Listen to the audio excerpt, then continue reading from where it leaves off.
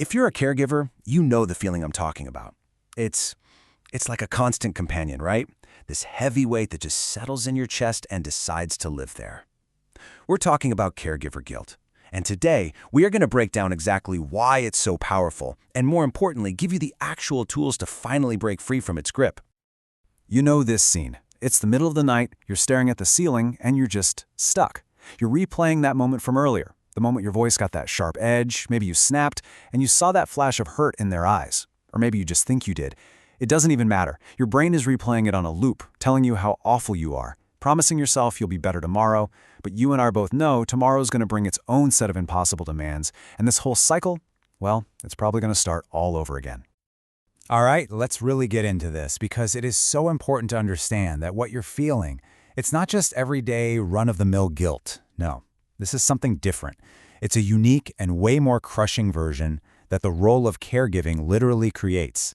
And look at this distinction here. It's absolutely crucial. See, regular guilt, it has a job. It's a signal that, hey, maybe we messed up, and it pushes us to fix it. It's temporary. But caregiver guilt, that's a whole other beast.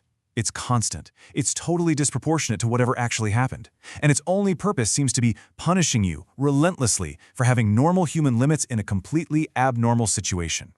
So why is this guilt so persistent, so sticky? Why can't you just talk yourself out of it? Well, it's because it's not just a feeling. It's more like a prison, and it's reinforced by these 4 powerful and often invisible walls that lock it right into place. Let's name these 4 walls, these culprits. First, you've got the impossible standard. We're going to dive deep into that one in a second. Then there's the cultural narrative. You know, all those stories that tell us caregiving should be this quiet, noble sacrifice. Third is the martyr trap, that sneaky belief that if you aren't completely exhausted and miserable, you must not be doing enough. And finally, the comparison problem. You're scrolling online, you see other caregivers who look like they're handling everything with a smile, and you're left feeling like you're the only one failing. Let's really focus on the impossible standard, because this is the bedrock for so much of the pain. We all have this picture in our heads, right? The perfect caregiver, always patient, never frustrated, totally selfless. Here's the truth. That person does not exist. They are a fantasy. So you are constantly measuring yourself against a myth, which pretty much guarantees you will always feel like you're failing. Okay, so that's the problem. It's big, it's heavy, and it is very, very real. But just understanding it is only half the battle. Now let's talk about the solution. Because here's the good news. You are not powerless here.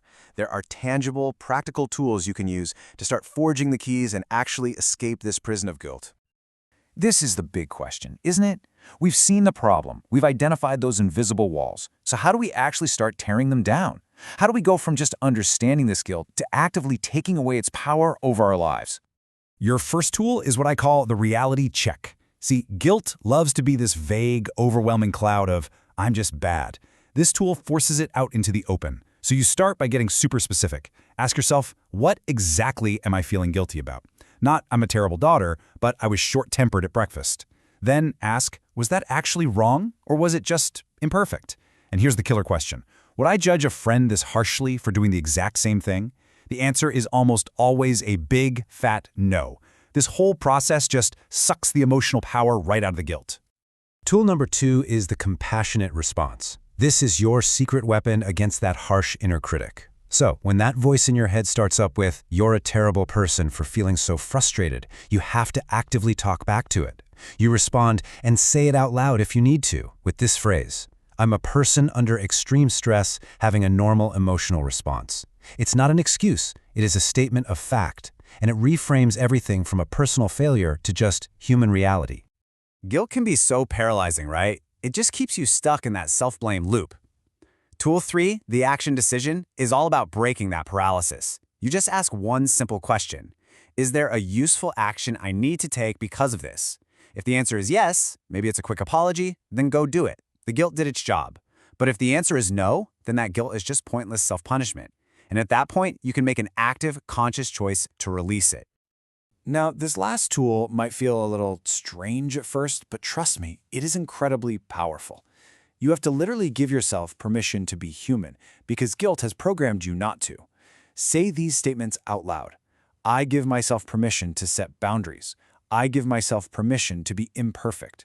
Hearing your own voice say it makes it real. It helps rewrite those unwritten, impossible rules that guilt has been enforcing for so long. So let's be realistic. This isn't about finding some magic wand to make guilt disappear forever. I mean, the very nature of caregiving means it's probably always going to be a potential visitor. The real path forward is about changing your relationship with it.